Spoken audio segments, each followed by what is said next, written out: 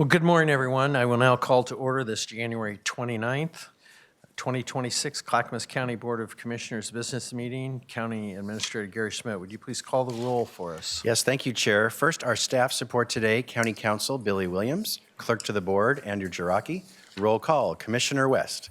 Here. Commissioner Schrader. Here. Commissioner Helm. Here. Commissioner Savas. Present. Chair Roberts. Here. Thank you, Gary.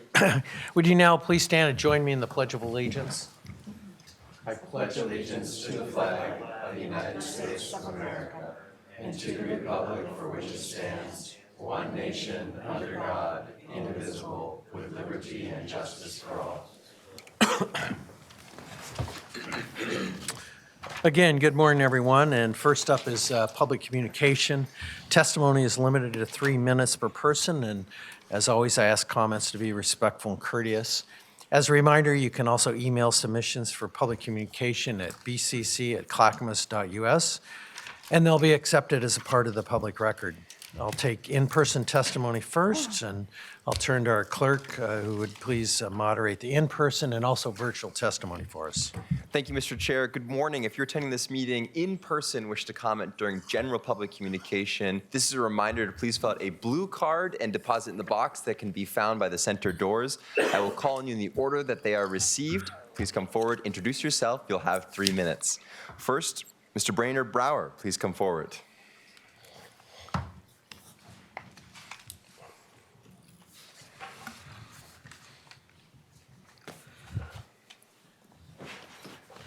Good morning. I'm Brainerd Brower from Redland Community. Thanks again for allowing this public testimony. I wish more would participate, and I've tried to get more. Hopefully we can achieve more. It's hard for people to come here and speak, but thanks for trying. My issue today is an idea I have, just to throw it out, and you may come up with a different approach. But throughout our county, it's not, as we all know, there's a few that burn garbage. They burn their garbage in their fireplaces, they burn their garbage out in a barrel or in a pit, and it was old accepted practice. We certainly know from our own fire evacuations, my own family, my mom kind of, and from all the vast firefighting, that this toxic smoke from all the burning buildings and things has had a dramatic impact on health. Now, on a sideline, Clackamas County was involved, I don't think anymore, in the enforcement of this age tobacco thing in the health department. And those folks were put in a bad position. They were not able to do one little bit of good, not one little bit of good. And I can back that up. And I've been involved in the committee here and stuff, and anyway. And when it comes to garbage burning, yeah, somebody can report it to DEQ, and DEQ will go out and find people.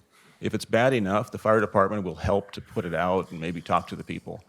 Is there some way of retasking people that were trying to do this job in the health department not in a fining way, but an educational manner, to look at people who do not have garbage service? Are they disposing of their garbage properly? Do they realize the implications, both health-wise and potential penalty? And if necessary, do enforcement, but do it in an educational, community service manner, and allow citizens to also call, but hopefully not anonymous. I don't like anonymous. I've tried to say that before. And be able to say, hey, these people are doing this, they don't have garbage service, but you're going to go talk to them, and it's not going to be a penalty or something. If they really are egregious, well, then there might have to be DEQ involved or something, but I mean, a lot of people have just done this historically, and they just don't realize what they're doing. And other people, well, they need a little more encouragement. But maybe it's a way to retask the people who were involved in this, and I don't know. So, educationally, thank you. Thank you for coming today. Share your concerns. Next, Alan Smith. Alan Smith, please come forward. You'll have 3 minutes.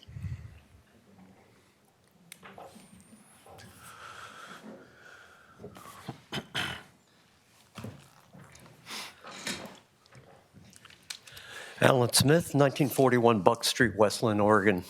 I have comments on the contracts that are about ready to be signed, and I'd like to say that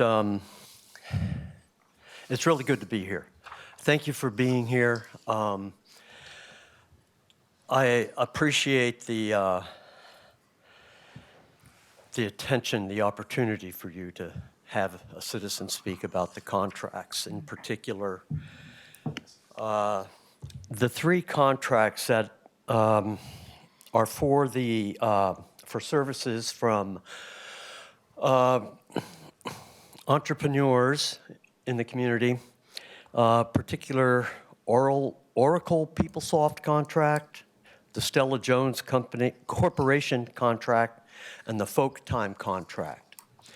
I am concerned that given our political climate that we're only hearing from two sides right now. The federal tyrants and the people, of which you are a part of, the people. That's all we hear from. But I haven't heard anything about free and fair elections from corporations or small businesses.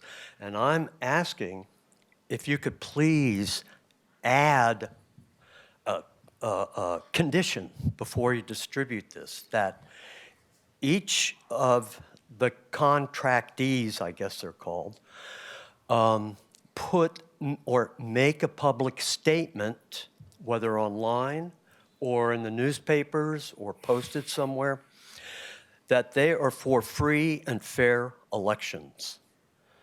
You have you're like our last defense for that, is what I'm saying. So there's that. And the other thing is the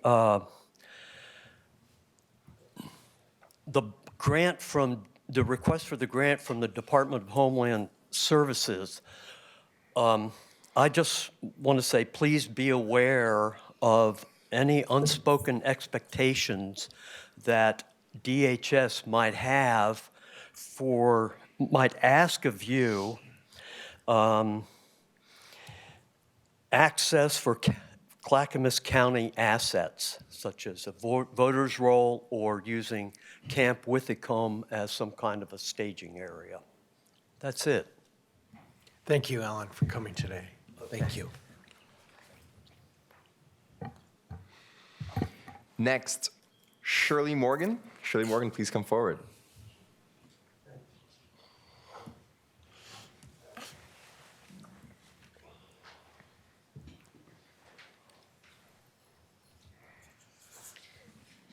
Well, good morning, everyone. The county has not sufficiently funded the sheriff's office when covering fleet maintenance, jail accommodations, and increased deputies. The Essential Services Sheriff's Levy has been in place since 2006, as you've all discussed. It was presented 3 times in November. 2006 at 0.248 cents per thousand was 13 million. 52.98% said yes. 47.11% said no.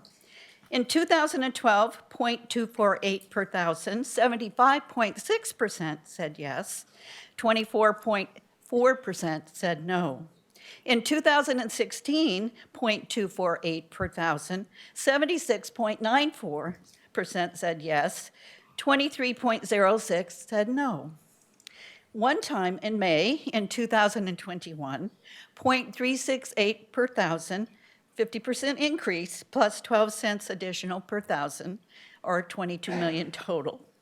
56.11% said yes, 43.89% said no. 2026, now possibly proposing May option 3, 0.608 per thousand, that's a 65% increase. It maintains and adds a crime team, 218 per year for 5 years. In the November, if it fails, you would put option 2, which is 0.534 per thousand, and that's a 45% increase. Maintains existing services. That's a 191 per year for 5 years. Levy elections have no mechanism for limiting the number that can be presented each year. Governments compete for tax dollars. Voters who can afford it will vote yes, Voters who can't will vote no. The annual average Social Security income is $22,327. I want to give you an example of Mount Hood. Hoodland Fire Department passed a $20 million levy at 80 cents per thousand. That's $286 a year. Mount Hood Community College passed a $136 million levy, 25 cents per thousand. That's $90 a year. Our assessed values increased by $60,000. That's $200 and up a year. Oregon Trail School District failed by 71.3%, and they were proposing $1.12 per thousand. That's $401 per year. Home insurance is up 27%, that's another $140 a year. Car insurance is up 20%, that's another $50 per year. If the sheriff's levy option 3 passes, that's another $217 per year. Go ahead and finish, Shirley. Wow, I timed this on the microwave. That's 1,387. That does not include the cost of food, vet, doctor, dentist, PGE, phone, internet, cable, childcare, house repairs, car repairs, and emergencies. If you take $22,327 less $1,387, that leaves $20,940 or $1,745 a month. Can you live on that? There are over 1,600 seniors on fixed income in Mount Hood community, 80,000 in Clackamas County, 860 statewide, and by 2030, it is projected to be over 1 million. I urge the commission, please, not to play chess with our property tax dollars by suggesting that you put the voters option 3 on the May ballot, and if it fails, you put option 2 on the November. This strategy demonstrates that you are gaming the levy voter system. This commission has a responsibility to meet the needs of those who voted them into office, and that means we must present an option that communicates compassion towards fixed income property owners. Let them know you have heard them. Don't present wants and needs. Present, we hear you. We are attempting to maintain our current services during a difficult economic time. I agree with Chair Roberts, keep option 2 as your focus. Happy to answer any questions, and thank you for listening. I advocate on behalf of the fixed income. All right, thank you very much, Shirley. This is a final call if you're attending this meeting in person and wish to comment during general public communication to please fill out a blue card and deposit it in the box that can be found by the center doors.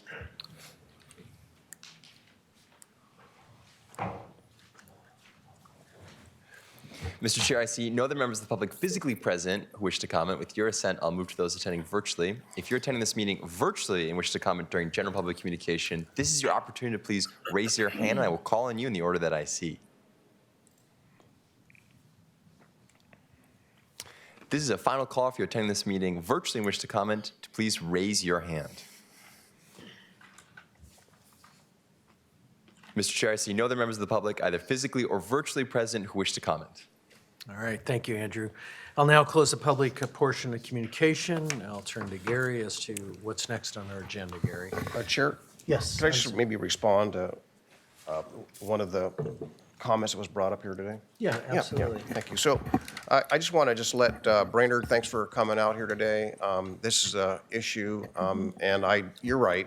Get out in the beautiful countryside, and you're visiting some people, and you see or smell the smoke, and after a while it gets old. Sometimes it's not so bad, but it gets old. But let me tell you, in the urban area, it's horrible when it's only 20 feet away from a neighbor to neighbor, or it's 100 feet away, because it's not open like the rural area. So I have actually spoken to the haulers who provide the service about my concern about the increase right now because of affordability, kind of what Shirley Morgan just spoke to, but in a different way. All these costs are compounding, and people are canceling their garbage service because they can't afford it, and they are burning.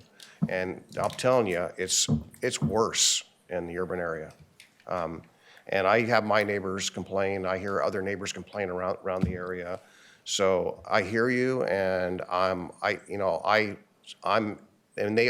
they're considering, and I think leaning towards providing a low-income program for that for garbage service. So hopefully help incentivize people to not burn their garbage and to dispose of it properly. So thank you for bringing that up. And Shirley, I struggled here. I'm still struggling to make sure that, again, on this household thing, it comes up on almost every topic, is really the impacts to families. And so I'm still struggling with 2 and the status quo and 3, and I know that we're trying to find consensus in that. So, you know, I'm hoping that we find out what the actual number is to make sure. I think there's also an honor process of making sure that whatever we ask the voters for, we actually provide, right? Not just take the money in and not provide the service. That, irregardless of what it is, what the topic is, or what's on the ballot. And I think we have a responsibility here, us especially, to make sure that not only are we monitoring that and there's metrics for the existing tax measures or districts that have been put in place and that we're delivering, but anything we put on there, we too will also make sure that we're delivering the services. So, and as you probably heard, and you kind of touched on it, the largest group of people, population cohort of people falling in homeless right now are senior citizens. And so that's all on our radar. I know each of us have talked about that. And you're on a fixed income and Social Security, it's hard to pay your bills. So how we balance that, I don't know. It's tough. So, Chair, that's all I have for today. Thanks. All right. We'll go ahead and move on then. Gary? All right, thank you, Chair. Next is a presentation by Energy Trust of Oregon on energy savings from efficient lighting, HVAC, pumps, fans, and water heating at the replacement Clackamas County Courthouse. Presenting today is Nancy Bush, County Operating Officer, and our guest, Shelley Carlton, who's Senior Program Manager with the Energy Trust of Oregon. Go ahead, please, Nancy. Yes. Good morning, Commissioners. So we're really excited today to get the big check, and we'll all have our picture taken with the big check. This is about the efficiency or energy efficiency in the courthouse. This was something that as we started designing the courthouse, it was really important for us to get energy efficiency and a gold lead, which we both have. So today we have Shelley here to talk a little bit about her program and what we have done in order to get some dollars from that particular program. We also have Jeff Jorgensen here today with us because he and his staff were very diligent in looking at all of the plans and making sure everything was energy efficient in our courthouse. So I'm going to turn it over to Shelley. Thank you. Good morning, Commissioners. Thank you for having us here today. For those of you who don't know us, Energy Trust is an independent nonprofit that offers cash incentives, services, and information for people and businesses to save energy and lower their energy costs. We work with Oregon cities and counties like yours to create buildings that can be sustained for the long term. We make sure that your bills are low so you can spend money on programs that matter to your communities. A great example is the courthouse across the way, which opened its doors last May with more space, improved safety, and energy-efficient features that will allow the building to be maintained for the long term. Examples of those features, which are on the fact sheet in your packet, include high-efficiency heating and cooling, which retain and reuse waste heat. They include high-performance windows and insulation that reduce heat loss, and high-efficiency LEDs that reduce maintenance cost and energy costs. The benefits of these investments are already being felt.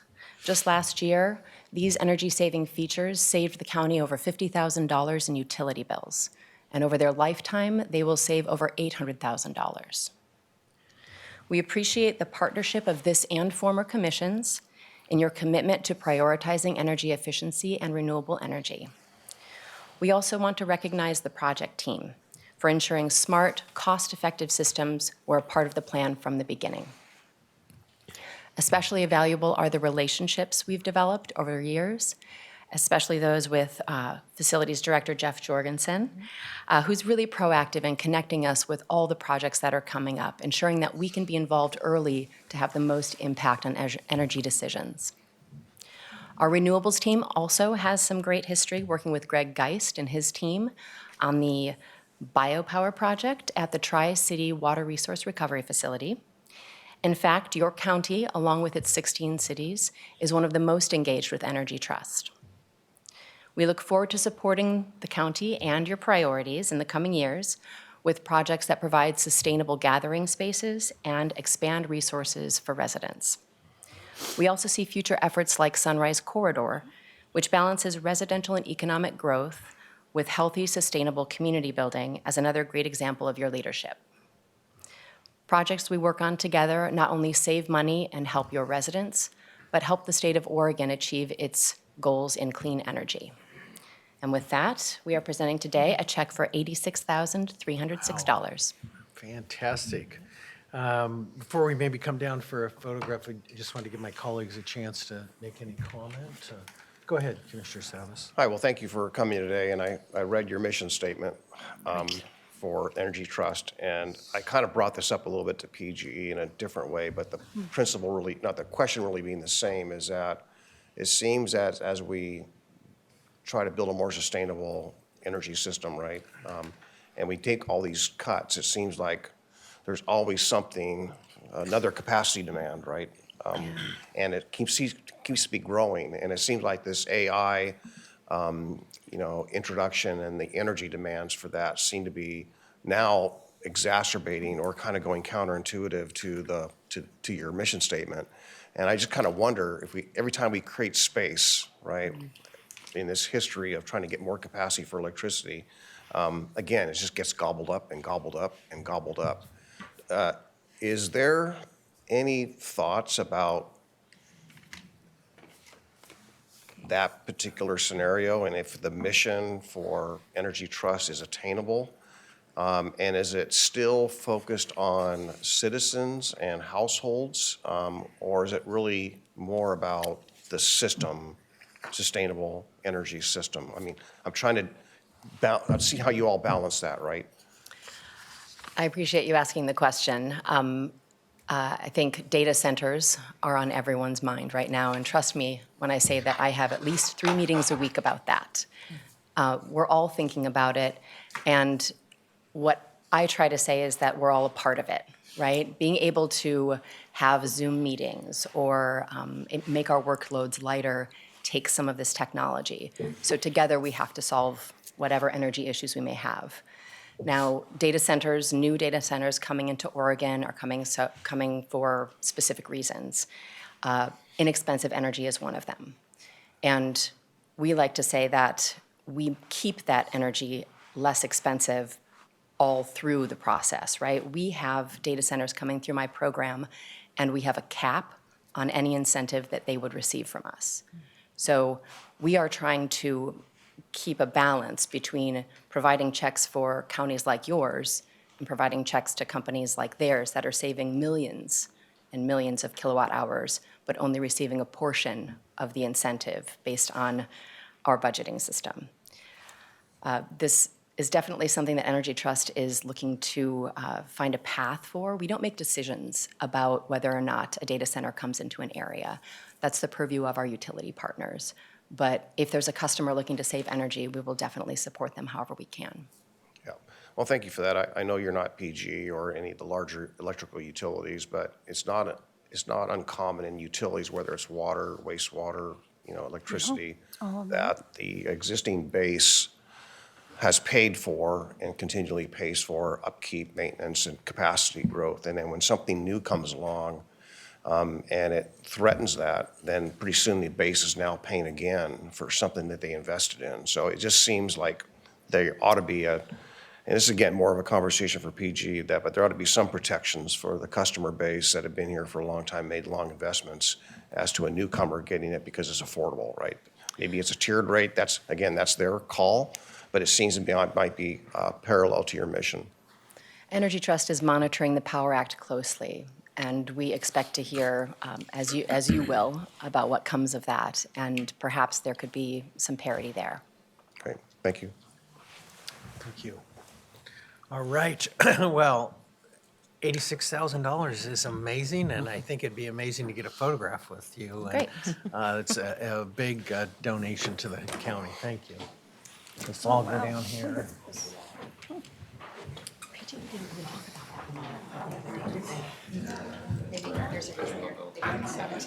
Half circle here. We're wearing our teal blues. You getting in on this? I don't think the check is big enough. On the back and the less so tall. Martha, get right here. Right in front of the check. I can always stand behind you on these things. Hello, everyone. All right, look this way, please. Nancy, keep looking this way. 3, 1 more. All right, perfect. Thank you.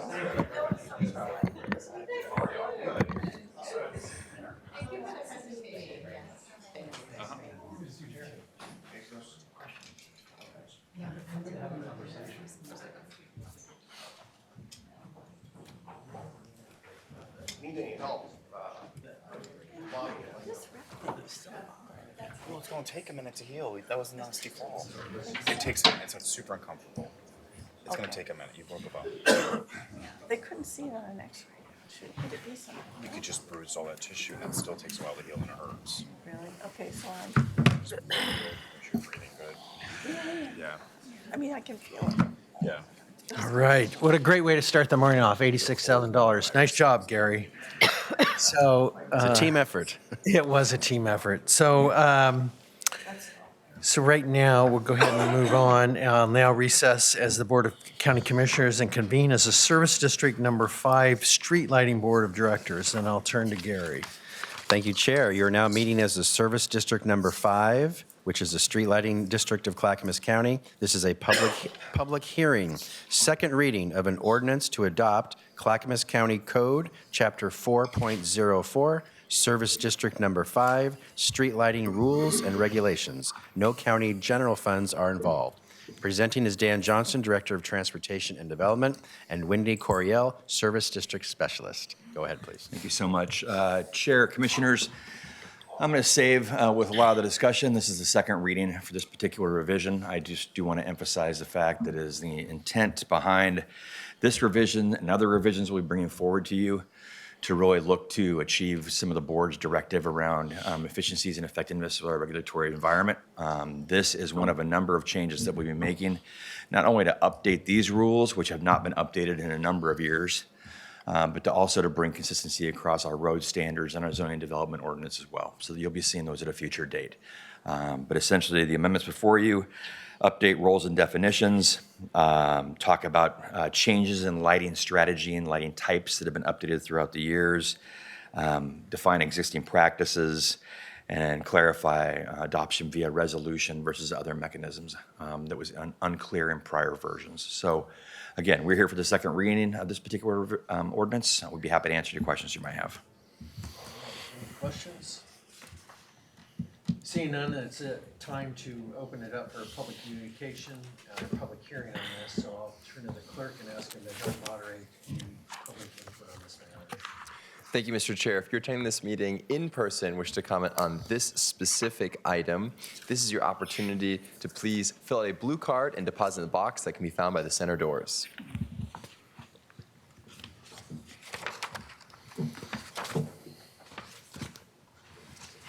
Seeing no members of the public physically present, with your permission, Mr. Chair, I'll turn to those attending virtually. If you're attending this meeting virtually and wish to comment on this specific item, this is your opportunity to please raise your hand.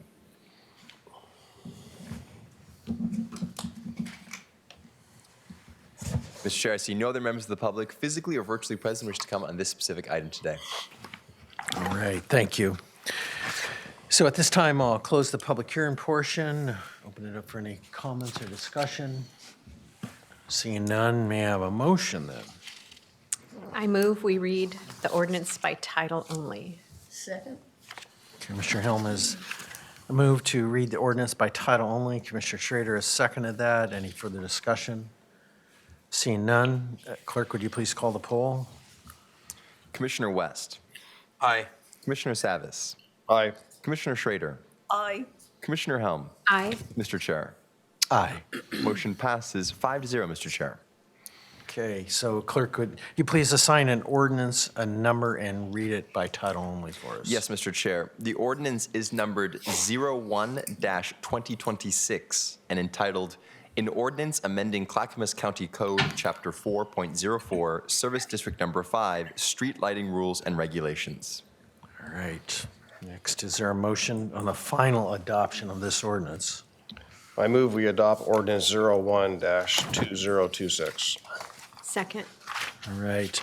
Commissioner Savas has moved to adopt ordinance 01-2026. Commissioner Helm has seconded. Any further discussion? Seeing none, clerk, would you please call the poll again? Commissioner West. Aye. Commissioner Schrader. Aye. Commissioner Helm. Aye. Commissioner Savas. Aye. Mr. Chair. Aye. Motion passes 5-0, Mr. Chair. Thank you, clerk. I will now adjourn as the Service District Number 5 Street Lighting Board of Directors and reconvene as the Board of County Commissioners, and I'll turn to Gary again. Oh, thank you, Chair. Next is the consent agenda for the Board of County Commissioners. Andrew, would you please read the consent agenda? Consent agenda for the Board of County Commissioners. Item A, elected officials. 1, approval of previous business meeting minutes for the Board of County Commissioners. B, county administration. 1, approval of a social games license for the Oregon Poker Club. License value is $25 for 1 year. Funding is through the applicant. No county general funds are involved. C, finance. 1, approval of an amendment to a purchase order for Oracle PeopleSoft Human Resources Software licensing and support. Amendment value is $384,061.41 for 9 months. Total contract value is $1,096,285.44 for 1 year. Funding is through budgeted departmental cost allocation, which does include a small portion of budgeted county general funds. D, disaster management. 1, approval of a grant application to the United States Department of Homeland Security for amateur radio emergency services and 911 call center resilience. Grant value is approximately $574,400 for 2 years. Funding is the United States Department of Homeland Security. No county general funds are involved. E, transportation development. 1, approval of a resolution delegating signing authority to the county administrator for amendments and termination of the Viger Industrial Laydown Yard and Streetcar Facility lease. No fiscal impact. No county general funds are involved. 2, approval of a timber sale contract with Stella Jones Corporation for the sale of approximately 1.375 million board feet of timber. Contract value is $693,816.35 for 2 years. Funding is through Stella Jones Corporation. No county general funds are involved. F, health, housing, and human services. 1, approval of a personal services contract with Folk Time for supportive housing case management and peer support services at Renaissance Court Apartments. Contract value is $450,418.75 for 18 months. Funding is through Metro Supportive Housing Services Measure funds. No county general funds are involved. Mr. Chair, that concludes the Board of County Commissioners' consent agenda. All right, thank you. Any of my colleagues wish to remove an item on the agenda? Seeing none, may I have a motion? Chair. Oh, go ahead. Sorry. Chair, I move to approve the consent agenda as read.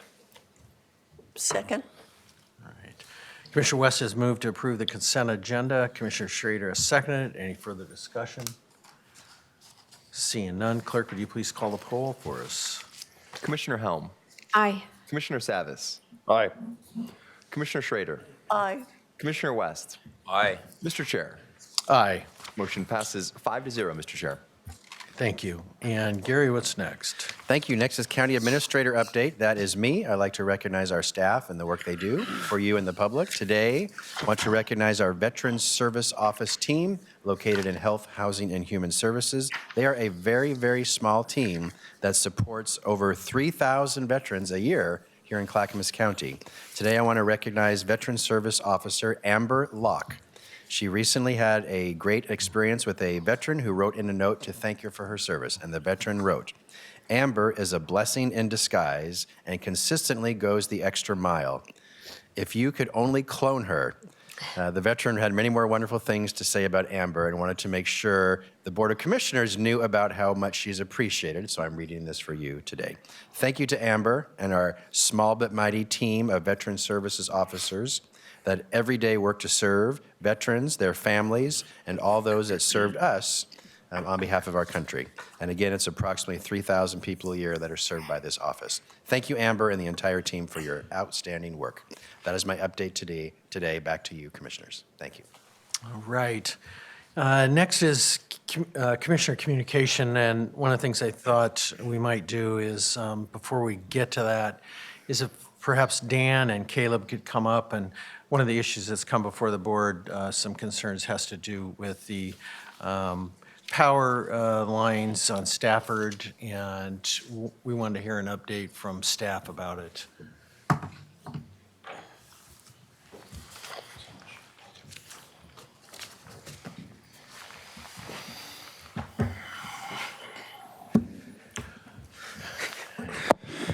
Good morning, Commissioners.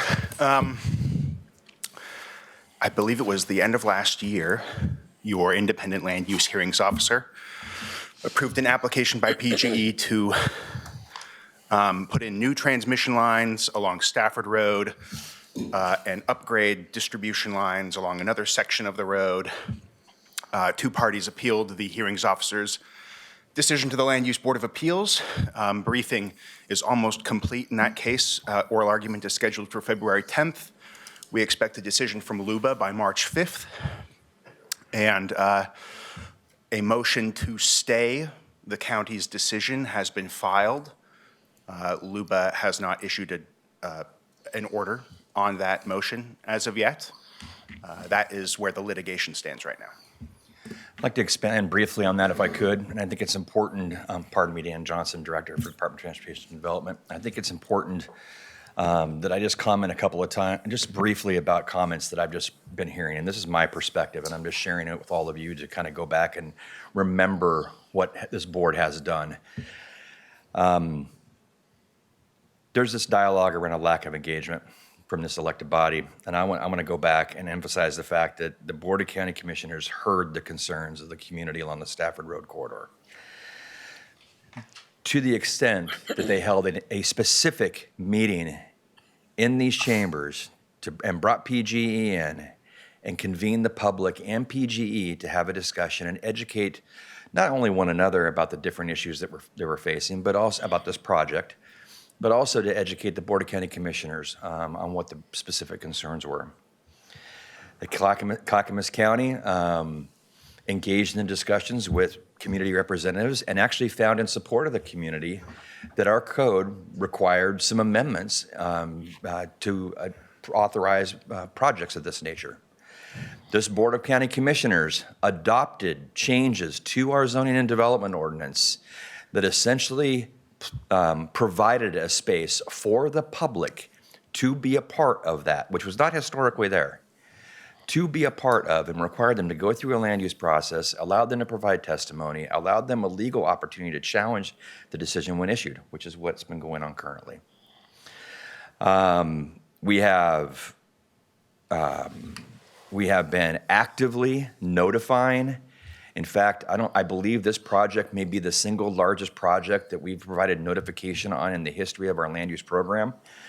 We notified over, I believe, 900 properties, a half a mile along the entire distance of the line. We notified people in the adjoining Washington County of the land use application that we were hearing. So we ensured that everyone knew what, where was going on and that they had an opportunity to speak. Again, the appeal has been issued, and this is the legal process in which these things go through. If there is a stay or if there is a reversal, you know, they are proceeding with some construction. I won't educate you about that now. Some of that is at their own risk, and they are aware of that. We've had honest, open conversations with them. So I'm just sharing all that because I think some of the history is important. Because, last but not least, this land use item did not come in front of this Board of County Commission. Our code is not written that way. It comes, as Caleb so eloquently said, it comes before an independent hearings officer, contracted hearings officer, to ensure there's no bias on either side of that discussion. So with that, we'd be happy to answer any questions you might have. Yeah, I know Commissioner Helm has a question, and then I'll go to Commissioner West. I just had one question about, you touched on this, that they're proceeding and at their own risk. Can you talk about that a little bit? And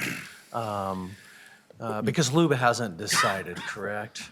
Yeah, no, so the county zoning ordinance provides that in a case like this, the decision, when it's issued, is effective upon mailing, when it becomes final.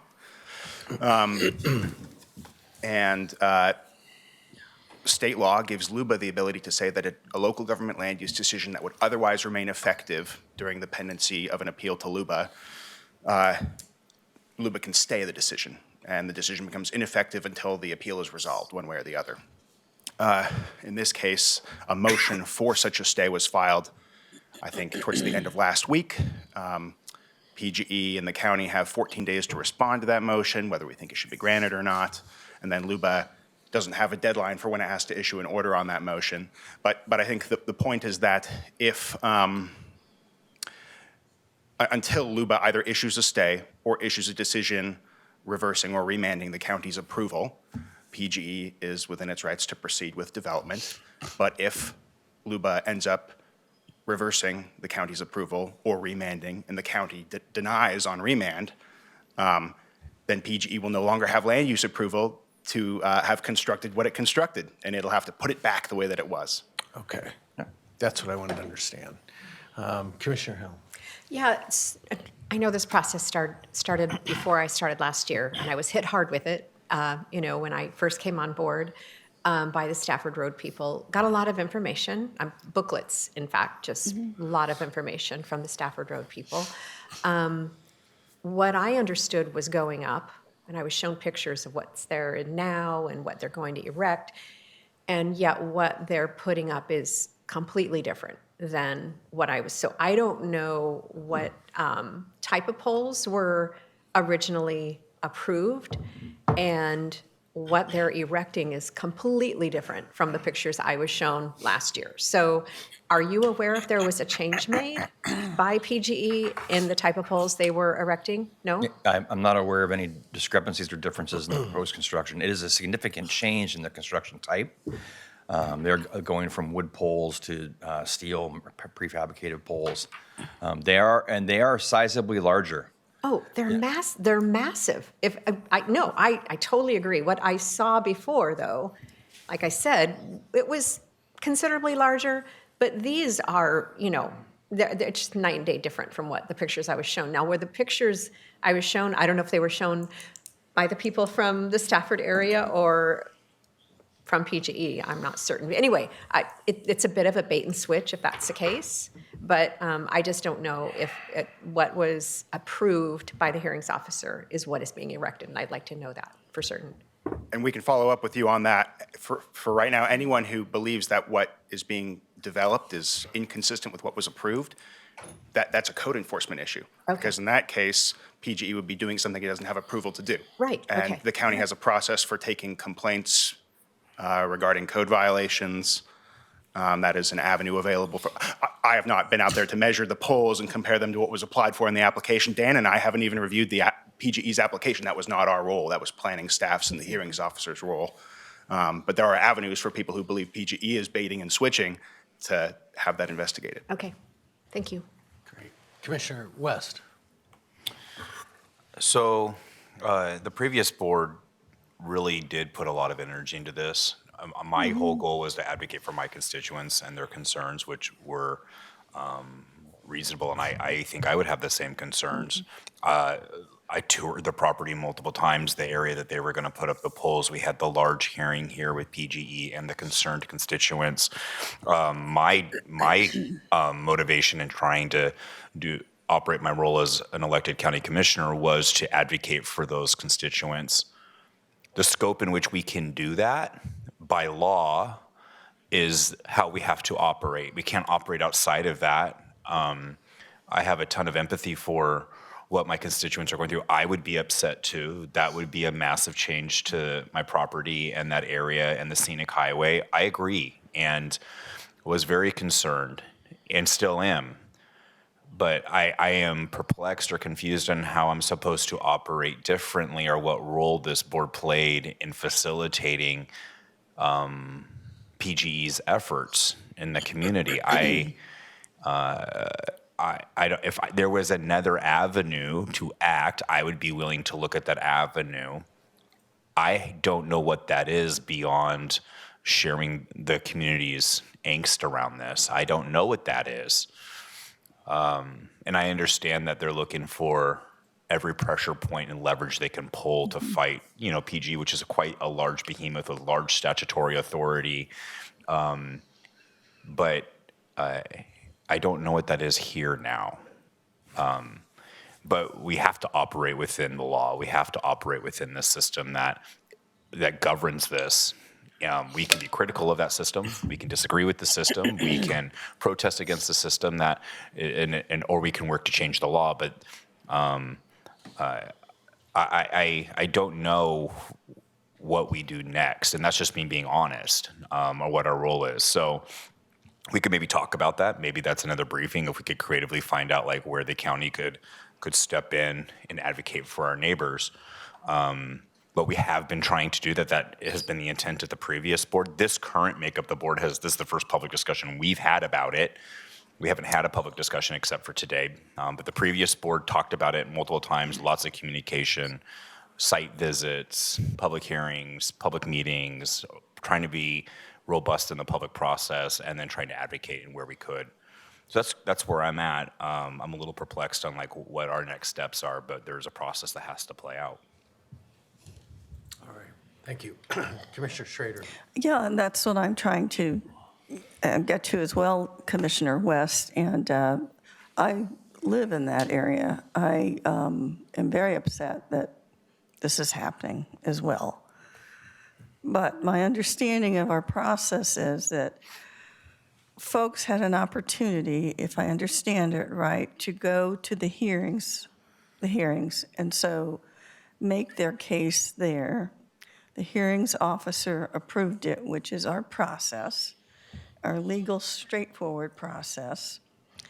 And 2 people appealed this to LUBA, and then PGE essentially didn't wait for the appeal. They just moved ahead and did this, which I find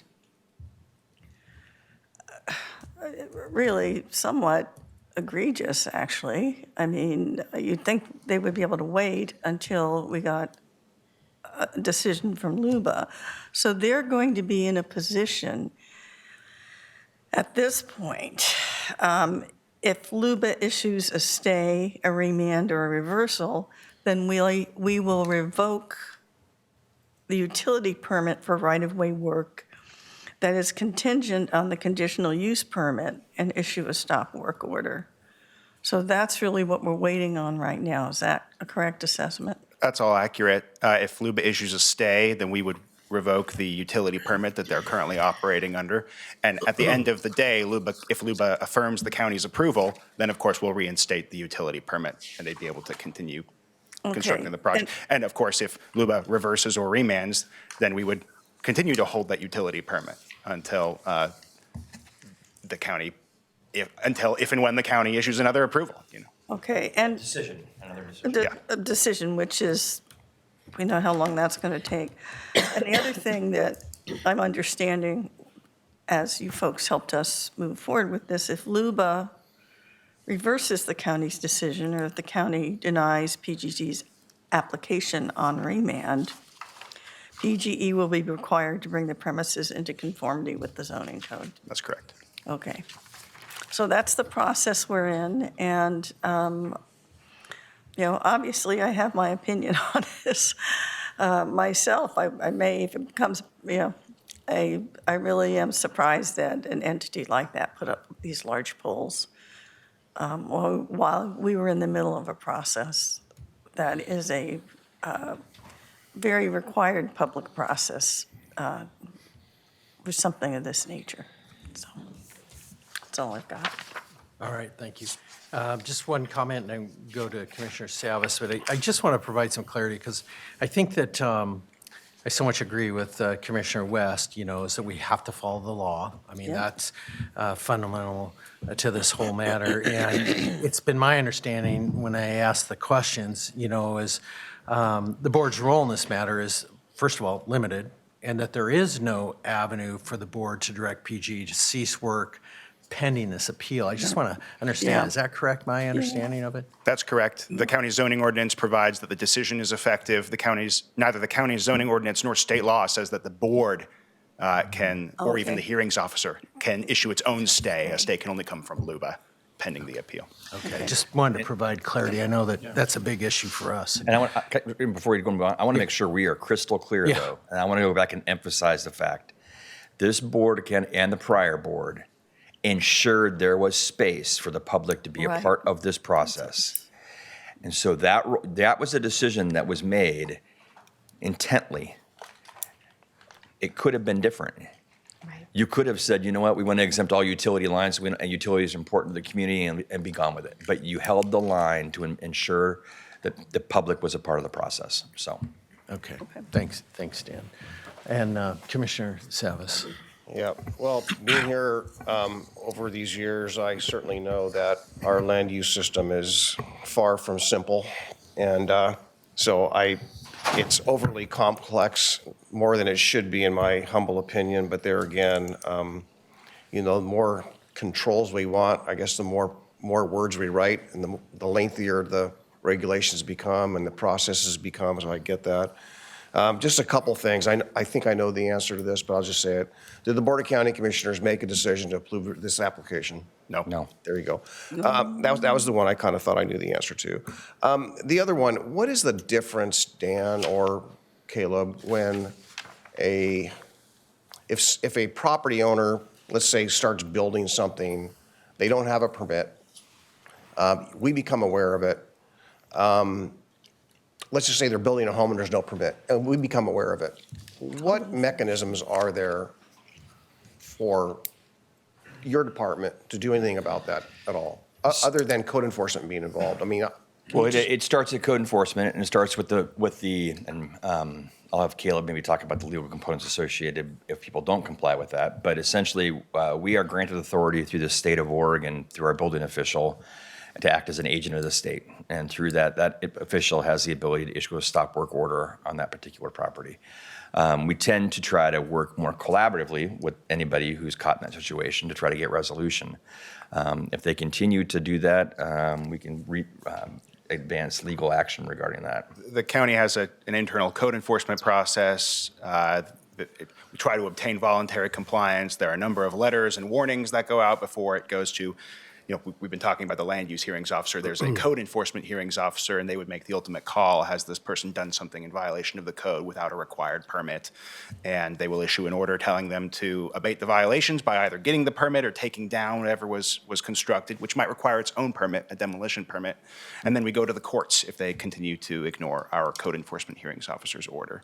That's the ultimate avenue on code enforcement issues. I just assume by some of these emails that I'm seeing and communications that they assume that we have powers that we don't have. I understand that confusion.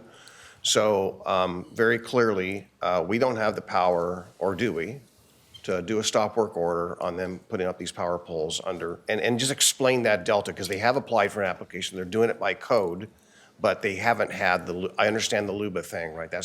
So they're taking a risk by doing this without that approval. So because they're doing it by code and they already have an application in, that's why we can or cannot? An approval. They have an effective approval. They have land use approval to do what they're doing, and they've obtained the utility permit, which is contingent on the land use approval to do what they're doing.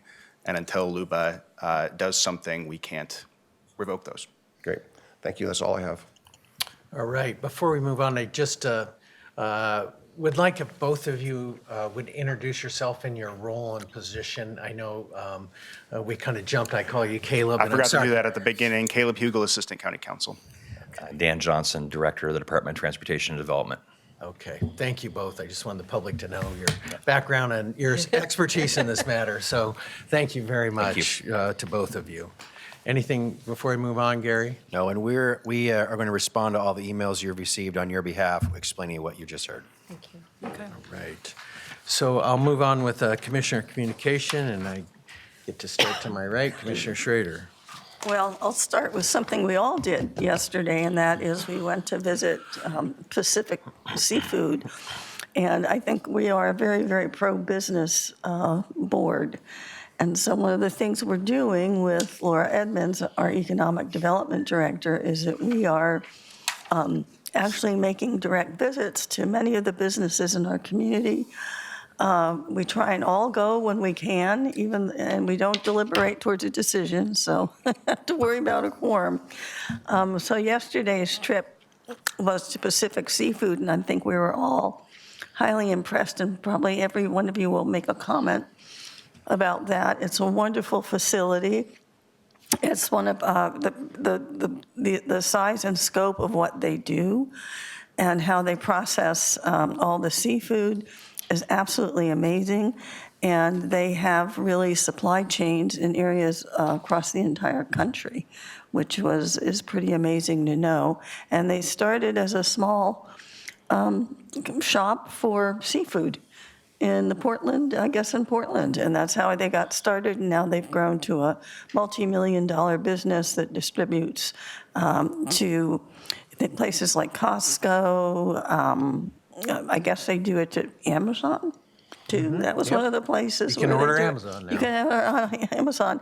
And how they package and how they manage the plant was amazing to see, and how we all remarked on how clean it was and how well it was pulled together. So that's my message for this week, and I know that we're going to continue as a board to visit the businesses because we want people to bring their business here, and we want to have people expand their business, retain their business, expand it, and then anybody new we can recruit. We're always on board with that in order to keep a strong economy. So there we go. Great. Okay. And just to add that, I was surprised they have 520 employees. Exactly, and, yeah. the cleanliness of the place was absolutely amazing. Amazing. And I think we were all impressed. So that was a great opportunity. So I'll go ahead and turn to Commissioner Savas. Go ahead. Yeah, thank you, Chair. It's been a long week, actually a couple of weeks. Actually, I haven't even had a day off because I've been buried in financials almost every day for the last 2 weeks. So at these moments in time, and I'll probably this weekend, we'll be doing that again. So I'm not sure, actually, I have a near-term opportunity for a break. I'm not complaining about that, but I just think what's top of mind because of that is just finances and in general and the cost of whether it's doing business in the realm of parks or it's public safety, dog services, everything that we do. And I also realize quite often that, I struggle sometimes to communicate to people what's in my head when it comes to financial trends and realities. And I love using the whiteboard. I know my colleague Martha really likes the whiteboard. I know Ben likes the whiteboard too because I can draw that picture. And I also appreciate when Chair Roberts was the sheriff, he would, after the budget cycle, when finances is top of mind, there were a few times when he would invite me down at the Sunnybrook building to, share what I was thinking. And of course, the first thing I just jumped to was the whiteboard. And I kind of drew these lines and trends. And so we are, what I was trying to convey 15 years ago when I came on the commission was, or really these funding cliffs and these financial trends and saying, I see this is coming, we need to calibrate. And I know those are words, and maybe I can draw them, but it's hard to contextualize them into reality for the public and maybe people that are not understanding that until you see it, right? I mean, when the day comes and you can't pay your bills, or maybe someone's getting an eviction notice, and I use the example of my mom tell my mom, I go, we're going to lose the house. We need to do this. We need to take these precautions. Shouldn't be buying this. We can go without Christmas presents. I mean, number of things. I made my plea. And it's not just that, running a business and friends and family running businesses and saying, hey, I just want to make sure you're financially sound. So here I am last 25 years wearing this hat in a public sense, whether it's districts or the county commission, and seeing the numbers and the trends. Want to protect really the promise or the purpose of what we all exist for, whether it's a water district or it's the county, and all the different things that it serves. So the point of the matter is more about how we convey these difficult realities in a way that we can actually not be surprised by them, but provide a glide path to either reduce costs, which we've done a lot of. I'm looking at Gary here. We've done a lot. And it was not an accident that last May, June, when we were doing the budget, that we're the only large government around that was not in the red. We're right there. Matter of fact, we're about $900,000 in the red. We're going to make it up here in the next couple months, 3 months. We'll figure out a way. But I go back to a very difficult meeting I had. I think it was 2016, 2018, maybe it was 2018. Prior board of the commission, and I think I was sitting in the same place. I was making the argument, folks, the budget committee was here, it was 10 of us. I said, the budget, the forecast is off. It's off by at least 10 million. I made that plea over and over. And the administrator and the finance folks argued, and my colleagues kind of said, well, this is the best budget I've ever seen. Anyhow, they didn't see what I saw. And I wish, again, always looking at ways to, and I think pictures speak 1,000 words, and maybe, ideally, I would love to have a whiteboard here, right? So we could, when we're talking, I could draw it up, roll one up, right? As opposed to after the meeting saying, oh, here's what it looks like, actually. So just a suggestion, a whiteboard. I mean, I know that's not typically what you see in chambers like this, but you know what? We're in difficult times. We're in unusual times. But it turned out months later that, I estimated 10. It was 13 million in the hole. The reality is that what the numbers and the crunching and the way I approached the numbers just happened to reveal something that no one else was looking at, or maybe the approach of crunching the numbers was a way that was not employed here as a tool to double check, triple check that the numbers are right. So here we are today, and I know we've had a difficult week talking about the levy, talking about parks, talking about a number of things. And colleagues, I apologize if I have a difficult time conveying the financial stress and challenges we are facing, but they are serious. They're serious, and so are households. So, and if I'm, I'm not, and I need help. We all need help, right? We rely on our staff, and we have some great staff, and we need to constantly improve our processes and so forth. And regardless of what department are, we have some great folks in different departments that can speak that language. And so I'm not here alone, in the county. We have some great folks. And, I think someone said earlier, wish we could clone people. Well, there's a few people I would love to clone that have that financial acumen and business acumen to analyze and see those trends. So I will do my best. And again, I apologize if I have failed to communicate the gravity of what we're all facing. Chair, I yield back. Thank you, Chair.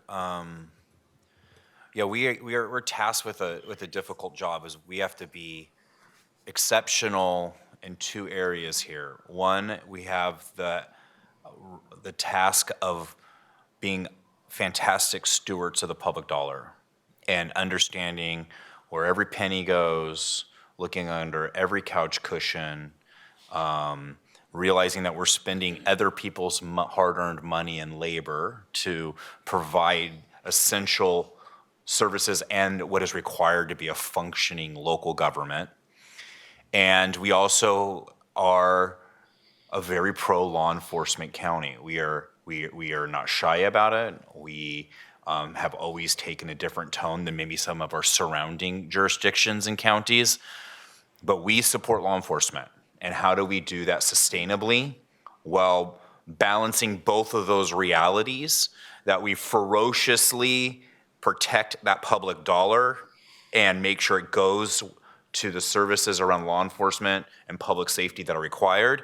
And then how do we help build and support the sheriff and her efforts to run that very large administrative government entity that delivers those services. And we all have to do this together. This has been a challenge to maybe do it the best and to get there, but it's taken, we're now in year 3, this is my 3rd budget cycle. But I mean, it's been tense, it's been roll up your sleeves, it's been the iron sharpens iron, but thank God we have the same value system. The sheriff has our value system, so we can do this tough work together to do it better than our neighbors do, I think. And that's just good local government working its way out. And Shirley, I want to thank you for your testimony, because to be honest, I didn't quite consider it the way you presented it. And I don't disagree with you. I don't at all disagree with you. And when you lay out all of those expensive add-ons, we'll call them add-ons to your property taxes, yeah, we feel that. Families feel that. Working families feel that. Seniors on fixed incomes feeling that. And even though much of the country right now is feeling an economic turnaround, Oregon's, for whatever reason, we're not going to debate this, is probably going to feel it near the end or last. And a lot of our economic woes and affordability issues are local issues that Oregonians did to Oregonians. And so I hear you, Shirley, on that. I also want there to not be a catastrophic cliff by not having the public safety levy. And I do believe that there are real impacts and political realities around this transportation tax and the fervor around it. 8% of all registered voters signed that thing in less than 30 days. No outcry against the tax in Oregon's history has that happened. Not one paid signature gatherer it was people lining up around the block to sign to say enough is enough of the shenanigans. We finally want to say on this one. And we're still seeing some shenanigans. We're still seeing manipulation on when is it going to be in the ballot? Are we just going to repeal it so the voters never get to it? And we're not going to honor the direct democracy and the intent of our referendum process. The voters have weighed in and said, stop. You work for us. We want to say on this, and we expect it to be in November. However, there's still some monkey business going on. And the truth is that intensity, that anti-tax affordability fervor that we all feel here in Oregon, I am concerned may impact the ability to deliver essential services that we have to have. It is a large increase. A lot of things cost more today than they were. I am fine with option 2. I'm trying to find a pathway to make sure that we don't have a cliff where the voters just say no and then we're reeling. That's my intention. My intention is not to game the system or to play with the levy system. It's my intention and how I've been advocating is to truly protect it in a way that we make sure we don't fall off a financial cliff with the sheriff's department. And I might be wrong. I'm totally willing to admit that, Shirley. My strategies are not necessarily perfect, and I'm willing to work with my 4 other colleagues to come together on a consensus. I probably would love to just do option 2. I mean, I would. Actually, I would. I'm trying to say, what's the plan B is my intention. So we're going to get there. It is no small feat, like Commissioner Sava says, that we're the only large local government in the region that has stayed in the black. And we're talking massive holes in the budget of Multnomah County, the city of Portland. The city of Portland, what they're about to face after their $150 million shortfall, what they're now about to face because they haven't actually course corrected properly, is staggering. TriMet, staggering. ODOT, staggering. Washington County, manageable but pretty painful. The SHS dollars out of Multnomah County and that hole that was announced by Jessica Vega Peterson in her impromptu press conference she surprised us with, and the governor, staggering.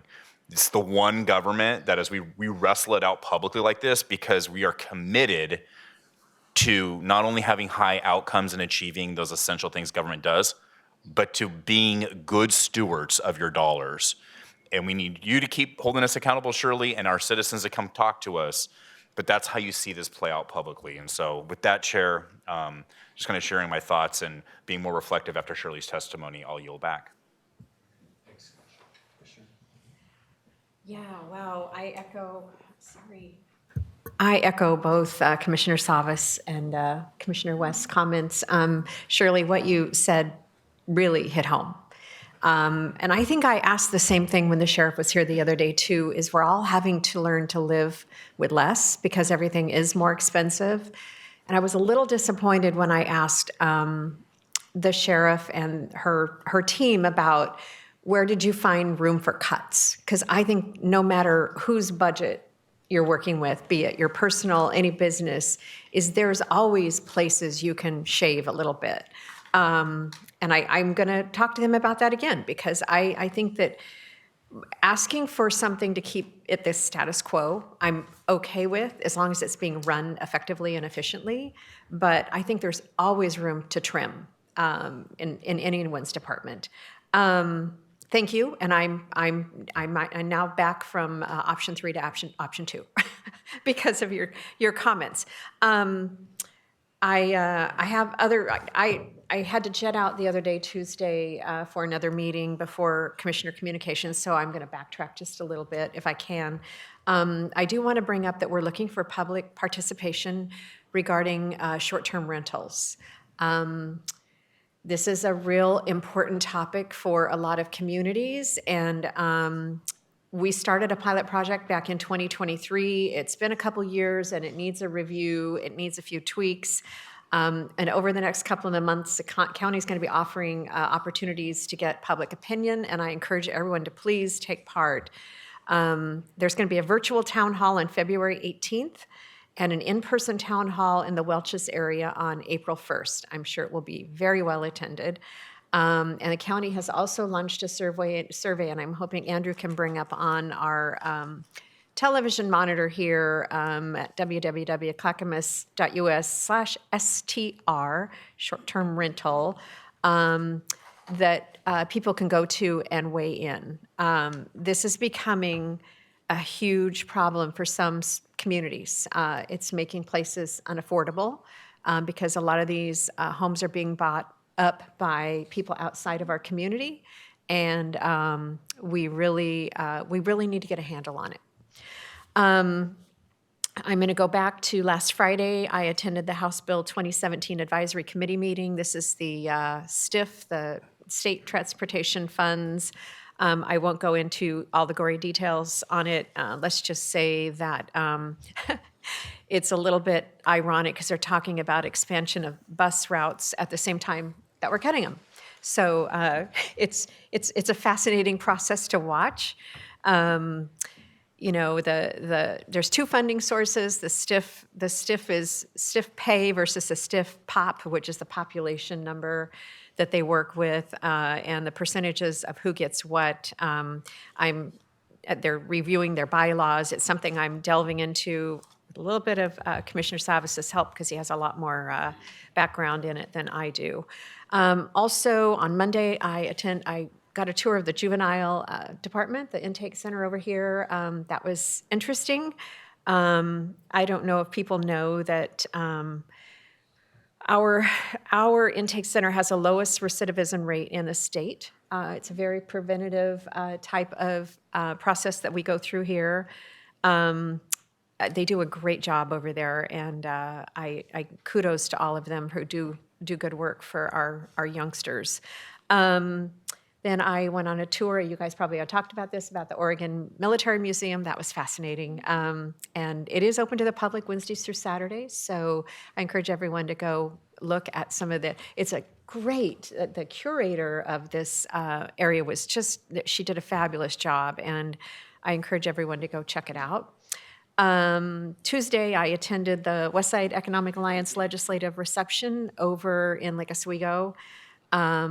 That was interesting because it was a whole different group of legislators than we've been seeing in our own county because it was part of it from the west side and part of it from Clackamas County. That could have gone on all night. We got a lot of really great information.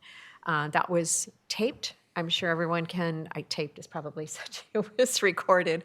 Probably go back and look at that too.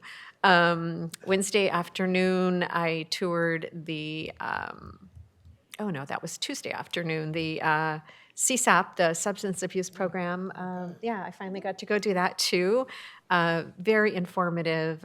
Again, just a great group of people that do really good things for people in our community to keep them healthy and out of trouble. And then Wednesday, of course, we did the Pacific seafood. How big was the tuna? The bluefin tuna was 250 pounds. 250-pound tuna we saw getting ready for some yummy sushi locally. I'd like to know where it's going. But no, that was fascinating, and I'm really happy that Pacific Seafood is in Clackamas County, and we want to take good care of them. I think they were pleased that we showed up and care and want to help them as much as possible.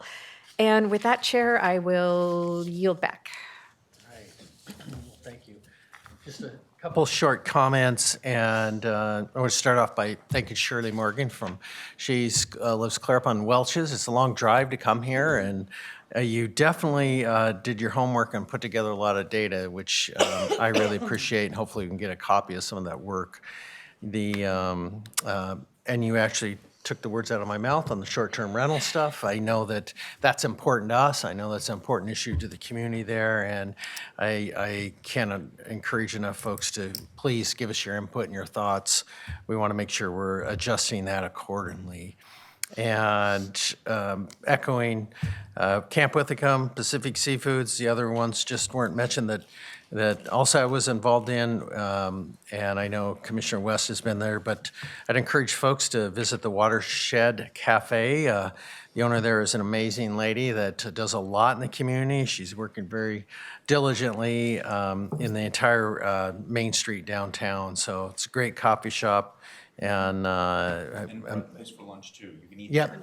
Yeah. Yep. It's fantastic. Yeah, it is. And they put a lot of money into the remodel, and It's really nice. I know they say you're there a lot, so. I'm now a regular. I'm a fixture there. So I'm always trying to Main help Street. support, Yes. and I think that's our big issue here is constantly amongst the board is really supporting businesses, because it is a huge economic driver for our communities, and we're all getting out there, and first of all, most importantly, is we want to keep the businesses here and making sure we're meeting their needs, and also recruiting businesses to come here, because it is such a huge economic driver. The other opportunity I had to go with staff to optimize technologies right here in Oregon City.